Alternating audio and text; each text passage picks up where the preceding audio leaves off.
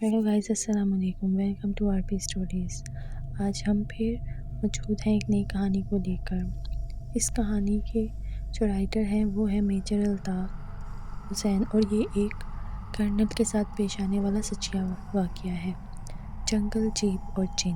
अब उनकी आप बीती को हम शुरू करते हैं, जो कि कुछ ऐसे शुरू हो रही है। अंधेरी रात में कैंप के वसत में आग का अलाव रोशन था और हम तमाम फ़ौजी अफसर उस अलाव के गिर्द अपने अपने कैंप स्टूलों पर बैठे उन तोपों से लुत्फ़अंदोज़ हो रहे थे जो हमारा पूरा बावर्ची अहमदीन हमारे लिए तैयार कर रहा था। सरहदों पर कशीदगी की बदौलत हमारे दुश्मन ने छांगा मांगा के जंगलों में पड़ाव कर रखा था। दुश्मन अपनी ताकत के ज़म में बढ़ के मारता हुआ अपनी फ़ौजें सरहद पर तो ले आया था, मगर हमारी जवाबी कार्रवाई की सलाहियत और क़ुव्वत का अंदाज़ा होने पर इसकी कैफियत से न जाए रफ्तन न पाए मादन जैसी थी। यानी न हमला करता था और न पीछे जाता था। चुनांचा हम 8-9 माह से आमने सामने बैठे थे और ज़ाहिर है कुछ बोरियत हो रही थी। जवान हमसे अक्सर पूछते थे, सर जंग कब होगी? हम दुश्मन को मज़ा चखाने के लिए बेकरार हैं।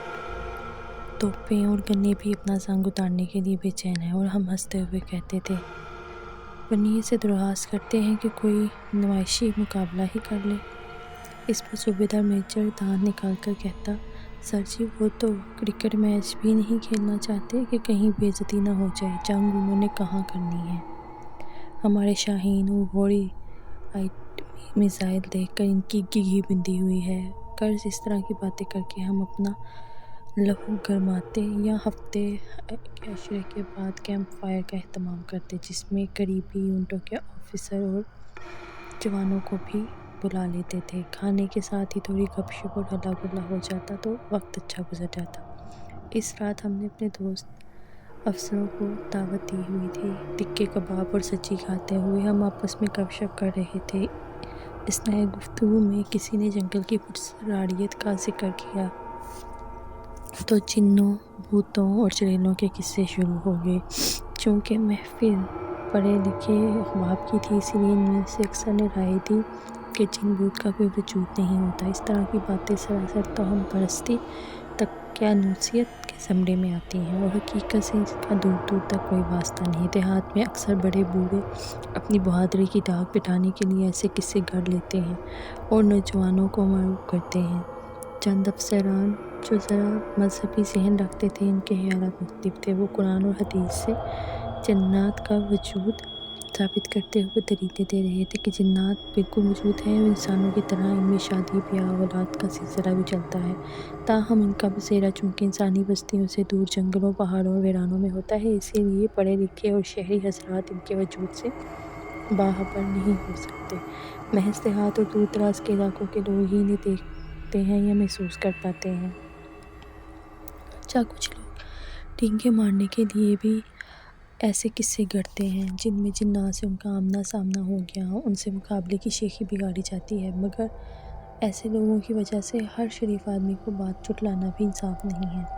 हमारे दरमियान एक कर्नल साहब तशरीफ़ फरमा थे, जो हासिल नेक और अच्छे इंसान थे। इनके औसाफ और इनकी सीनियरिटी देखकर बदौलत हम इन्हें इज़्ज़त बख्शते थे।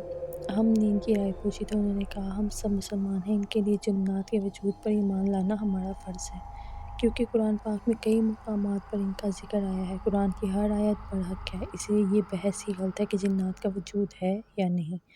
मेरा ईमान इस बारे में बहुत पुख्ता है। मैंने खुद इन्हें अपनी आँखों से देखा है और एक जिन से रूबरू गुफ्तगू भी की है। क्या वाकई? कई अफसरान ने यकसबान होकर कहा। बिल्कुल, वो मुस्कुराए। मैं इन दिनों मेजर था और आज़ाद कश्मीर के केल सेक्टर में तैनात था। सर, हम पूरा किस्सा सुनना चाहते हैं। सबने इश्तियाक से इसरार किया तो कर्नल साहब यूँ गोया हुए। ये आज से 5-6 साल पहले का वाक़या है। मेरी कंपनी केल सेक्टर में एक हसास मुकाम पे तैनात थी। मैं भी घने दरख्तों से ढकी पहाड़ियों में जवानों के साथ अपनी मदद आप के तहत बनाए गए बैंकर नुमा कमरों में से एक में रिहाइश पसीर था। वहाँ दुश्मन के साथ अक्सर गोलाबारी का तबादला होता रहता था। جس کی وجہ سے میں نے وہی رہائش اختیار کر رکھی تھی تاکہ جوانوں کا حوصلہ بلند رکھے۔ میری فیملی راولپنڈی میں تھی۔ میں جس مقام کا ذکر کر رہا ہوں وہاں گھنا جنگل تھا اور پہاڑی کے ساتھ ساتھ سڑک بھی جا رہی تھی۔ اس سڑک کا ایک موڑ دشمن کے مورچوں کے عین سامنے تھا۔ راستہ بمشکل 800-900 گز ہوگا۔ مکار اور ہلاکی دیوالیہ پن کے شکار کم ظرف دشمن کو جب بھی موقع ملتا وہ ہمارے ان سول بسوں اور ویگنوں پر فائرنگ کرتا جو اس موڑ سے گزرتی تھی۔ چنانچہ اکثر بسوں ویگنوں کو وہاں سے گزرنے کے لیے اندھیرے کا سہارا لینا پڑتا تھا جس پر بتیاں بجھا کر آہستگی سے سڑک کا وہ چھوٹا سا حصہ پار کر لیتے تھے۔ ان کے آگے آگے ویگن یا بس ٹریکٹر پر سفید کپڑا لٹکا کر چلتا تھا تاکہ ڈرائیور کو اندھیرے میں رہنمائی مل سکے۔ یہ ہمارے کمینے دشمن کی حالت ہے جس سے بعض لوگ دوستی اور ثقافتی تعلقات بحال کرنے کی باتیں کرتے ہیں۔ خیر میں اصل واقعے کی طرف آتا ہوں۔ ہوا یوں کہ میں ایک بار کسی کام کی غرض سے کیل گیا۔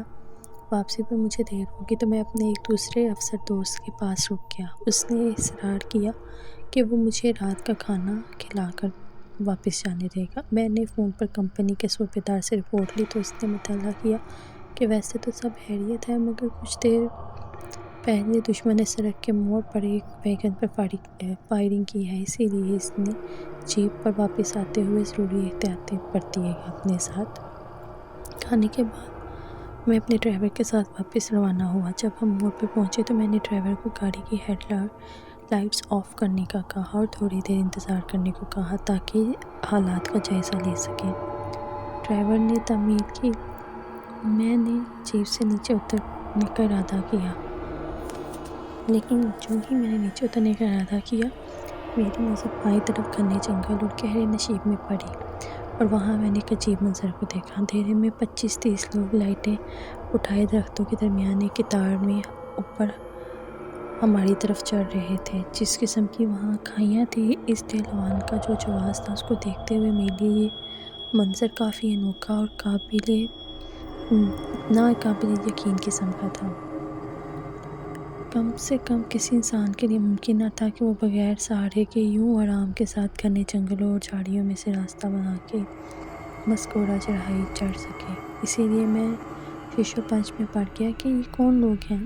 ایک خیال آیا کہ دشمن کی طرف بھی ہو سکتے ہیں مگر پھر میں نے اسے فوراً ذہن سے جھٹک دیا کیونکہ تربیت یافتہ فوجی یوں لالٹین اٹھا کر ایک قطار میں دشمن کے علاقے میں نہیں گھستے۔ بہرحال میں رک کر انتظار کرنے لگا۔ وہ لوگ قریب پہنچے تو کچھ اندازہ ہوا وہ جوں قریب آ رہے ہیں مجھے ایک شہنائی اور ڈھولک کی آواز سنائی دے رہی ہے جو پہلے کہیں بہت دور سے آتی محسوس ہو رہی تھی۔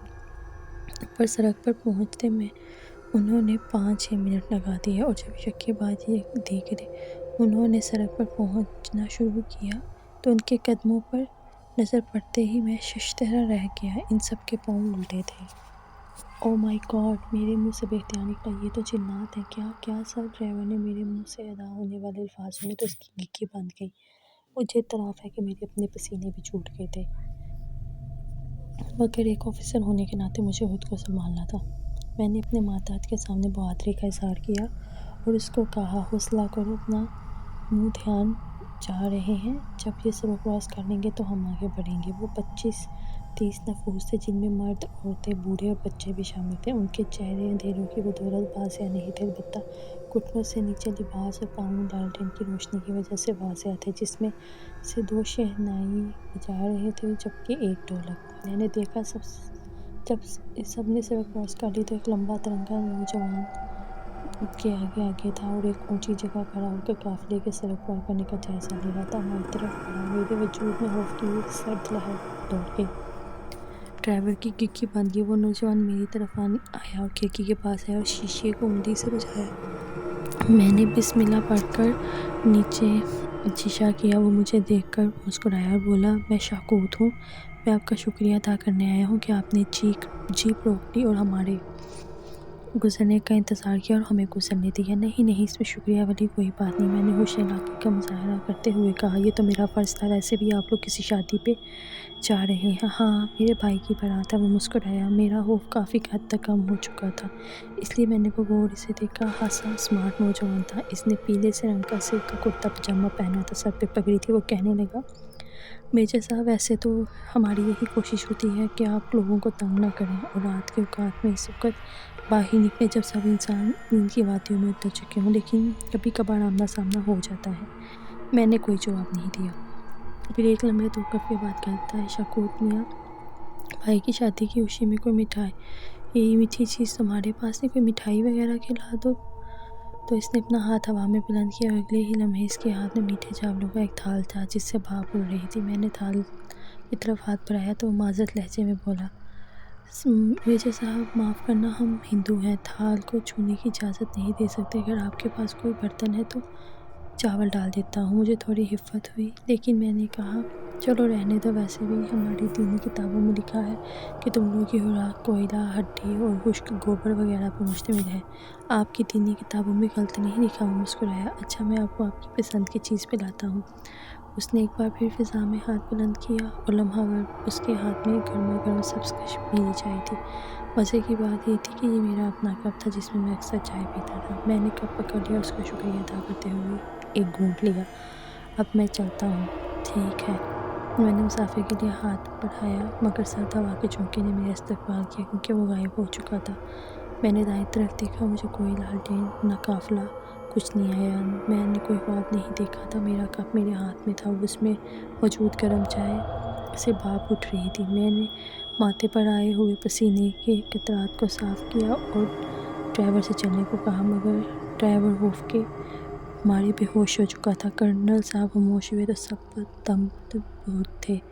کافی دیر ہم اس سچی کہانی کے سحر سے باہر نہ نکل سکے۔ اور اسی طرح کہانی اختتام کو پہنچتی ہے۔ اگر کہانی آپ کو اچھی لگی ہے تو لائک، شیئر، سبسکرائب ضرور کریے گا، اور ملتے ہیں آپ کے ساتھ نیکسٹ ٹائم کسی نیکسٹ کہانی کے ساتھ۔ تب تک کے لیے بیل آئیکن کو پریس کرنا مت بھولیے گا۔ اوکے، اللہ حافظ۔